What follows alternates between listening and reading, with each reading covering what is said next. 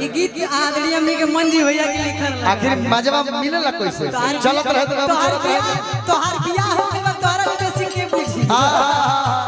आजकल बियाह से ज्यादा बियाह वाले बुझत रहे। हां जी इनकर तो हमारा सबूर हो गइल बा कि हमरे भी बा। हां इनकर तो बियाह भइल बा तार सीधे सीधे गाँव ना हो। ए बाबू अब तब ही हमारे को छोट भाई बिकू बा ऐसा गाना कोई तू गावे लगे पातर पातर पियावा के पुत्र के मुरिया मजा आवेला पातर पातर पियावा के पुत्र के मुरिया तो ऊ गावे कि जब धरे कवरिया अरे मजा आवेला। रुक रे ये हमने के आदरणीय आराम से बलिया के पेटीएम को अच्छा जाने दीजिए। स्वागत अभिनंदन मृत्युंजय भैया की तरफ से बहुत सारा पुरस्कार स्वागत है। आप हमारे रंग के हैं लेकिन देखो मुंह पर पानी रहता है कन्हैया जी तो गावे कि जब धारे कोरिया मजा आवेला ना मजा कैसे कमर में बा कैसे कि पत्थर पत्थर पिया के पत्थर कोरिया मजा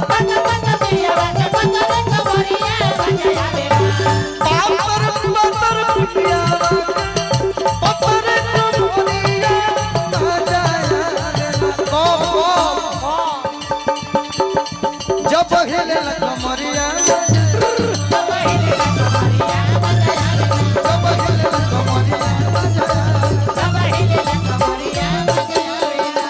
कब मजा आवेला चाहे हाय हिले चाहे हाय लोग गलतियों न बुझ जाला ऐसे हिलावत नहीं हो चाहे हाय से हिले है अच्छा है जब हिले कमरिया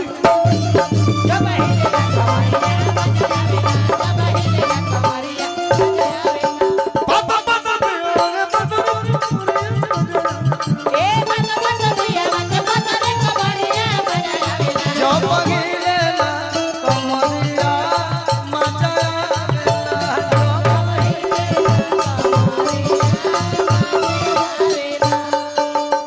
बुलेट वाला तैयार बा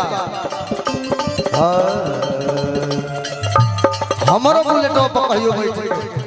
तने मारो तो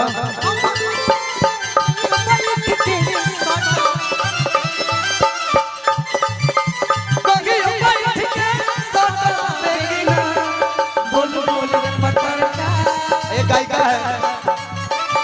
इस मंच से मैं अनाउंस करता हूँ उसका नाम ये गाना मैंने भी नहीं सुना था लेकिन जब ये गाना रवीना रंजन गाई तब मैंने सुना अब पता न का जादू बा लड़की की आवाज में कौन गाना उठा गाती बिरहा गावेली बिरहा मोबाइल बड़ी बड़ी माने सरस्वती माई की कृपा बा वो सब लड़की आगे बढ़सन भगवान को बने वाला लोग हमरा पसंद ना जैसे ही लड़की हमरा खूब मन लगे ये बनस गावे चल हमारा हमरो बुलेट दिखाबा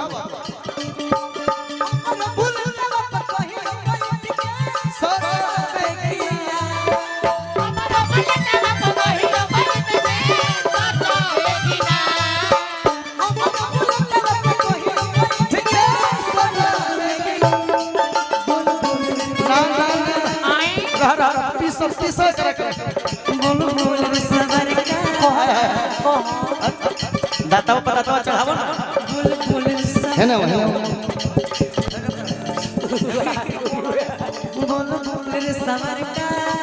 देखो मैं फिर मुंह खोले बड़ो ऐसा देखो कैसे भाव निकलेगा हमारा से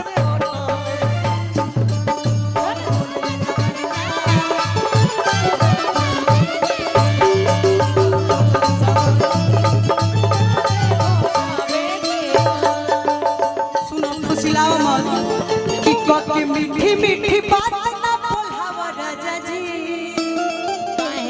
कबे से मंच पर 9 बजे ले नौटंकी देखत है। हां जहां जला तहां माने ये कुल होई का होता ई जब हम बानी तब कुछ होता तो सुनो ई जमनिया भइलता गावे लगा कि के मीठी मीठी बात ना बोलावा राजा जी। अरे राजा जी है मीठा बोलो तबे न न तरात के लगू हमरा तू रात भर मंच पर नौटंकी करो घरे खाली हम बैठ के रोटी बनाई अच्छा तो का करब के मीठी मीठी बात ना बोलावा राजा जी कि अपन बेलना तू अपने कि अपन बेलना तू अपने हिलावा राजा जी। अब आवे कि के मीठी मीठी बात ना बोलावा राजा जी के मीठी मीठी बात ना बोलावा राजा जी कि के मीठी मीठी इतना लोग जितना लोग बैठल भाई जाए बेलना के मरम सब बात अपना अपना मेहरारू के लोग फुसला के जाई होई आ मैं मेहरारू काल कहिया सर कि के मीठी मीठी बात ना बोलावा राजा जी के मीठी मीठी बात ना बोलावा राजा जी के मीठी मीठी बात ना बोलावा राजा जी अपन बेलना तू अपने अपन बेलना तू अपने राजा जी बेलना तू अपने राजा जी अपन बेलना तू अपने ए लइकिया पहला बात कहे अम्मा के चौकी में हुइया के बेला से रोटी बेला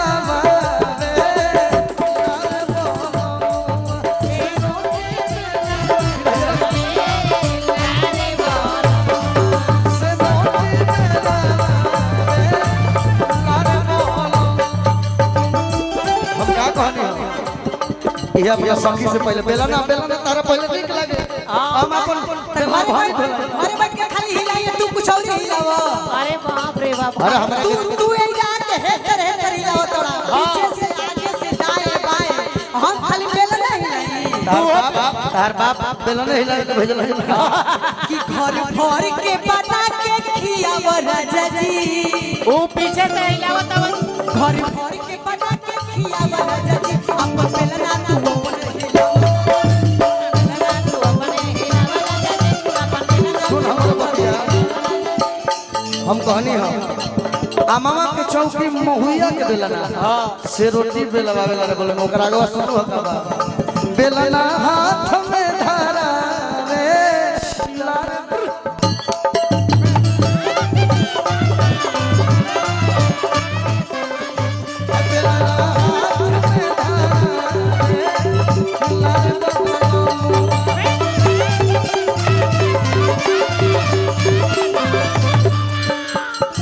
रुक रे नन्हरे उम्र में सैया कोई के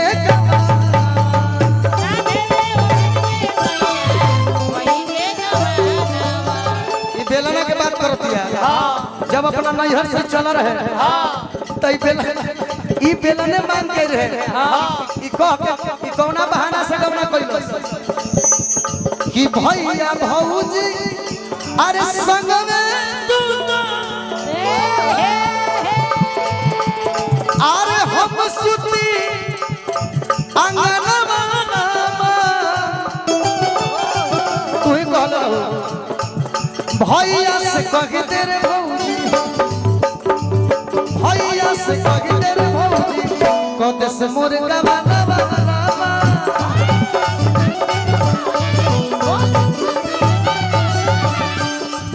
आओ हमारे स्केल टाइट हो गल तोहरा स्केल क्या होता ऐसे करके नीचे कर दिया होता एही में कि दुई एगो चीज हुई रे दी है मीठा करो ये मांग के लाई रहे काका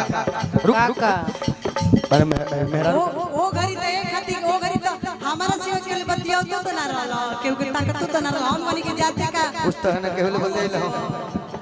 हमार बात सुन भाई ये बिगाड़ के देख ले हमार बात बिगाड़े वाले तो हो बैठल के रे दादा टैटो वाले ए बाबू ई मंगले कर का कि दुई एगो चीज हुई रे दीहा अरे निशौकिया बेलनवा वाह अपना भैया काहे काहे काहे खा लोइया काटत गाल लोइया काटत बेलत में जुबाना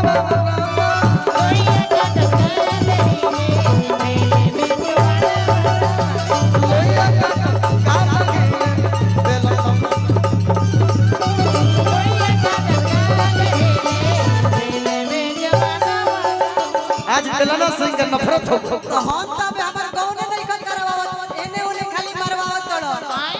गांव ना करवा लेबो तब तो जाके बेलवई बरोड़ के गंदा बात बोल रही है बाजावानी अब जियाने मरवावत मतलब मुंह पिटवावत कुछ कहला सिया तोहरा के गलत बुझल बदमाश कहीं माने एने ओने मुंह मारवन कम करे करे के का कहल जाई कहल जाई मुंह के मुंह कहलू हो तब हम साथ साथ में बोली मेरा कहले कि इन्होंने मुंह मरवावत हो तो गलत है बाजावानी अब जियाने राजा जी 1947 में भूखल रहो भूत बाजावानी अब जियाने राजा जी गवनमा कोहिले गवनमा कोहिले देहिया समित गवनमा कोहिले देहिया सुनो गवनमा गवनमा पहिले कहिया गवना करबो तब न रोटी मिलबै सुन रे लबरी झबरी झगड़ा है बोलो चढ़बा के सुन पहले बतिया झगड़े केला में तो पता चले हमार बतिया सुनो गावना ले जाके कहत लो हां मुखिया बियाह करा देलो सम्मान प्रधानवा हां जी ऐसे ओकरा से कहत का हो नहीं खे पसंद हाय घर वाली सुन मुखिया जी आई के बता दे हमारे आई घर वाले तोरे मुखिया साफ कहतनी तू लोग के सामने हां हमें हरी के छोके राखब साली सुन मुखिया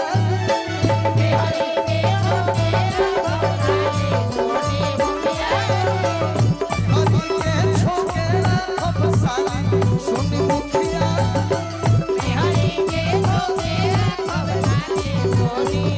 निकल हाल हो बाटी पू कि अब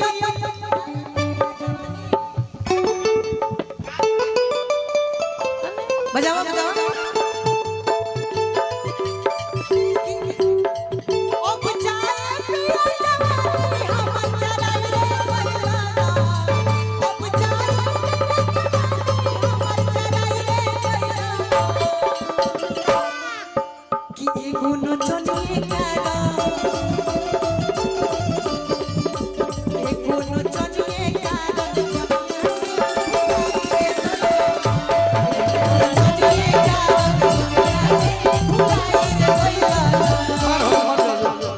पागल हो हमारा ये लागल हर छोट ऊपर हो बौराए हो हां जब मरद से में हर लड़ने दिन भर झगड़ा करती है जब मरद से में हर लड़ने अरे रुक रे तो तू लोग कहलो तब हर में जब हरी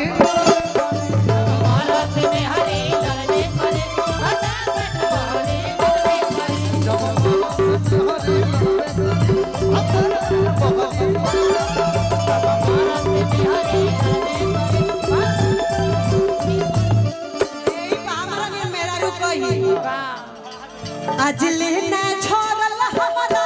लहका के छोल माई रे हम ना जाए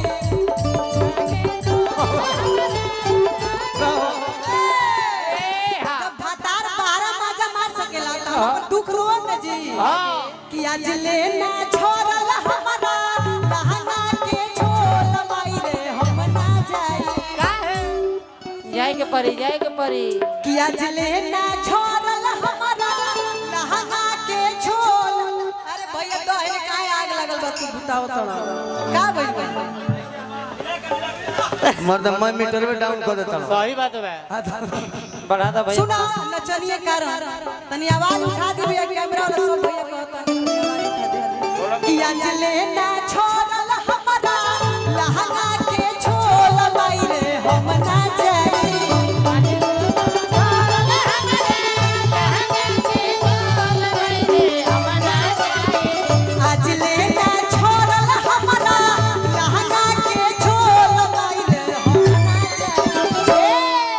ससुरा में चंदन बकलोल हाय रे हम ना जाई ससुरा में चंदन बकलोल हम ना जाई याद ना जाइबे त भीखर मामा पे रह जो बाहुक मामा सुन ना बकलोल बानी हां आहे ऊपर पैदा करके धइले बानी ऊ बकलोल हो हम पलंग तोड़ है देखो अच्छा आनंद आइल ना इतना दे बढ़िया लागल तो ताली बजा दे सब ऋतु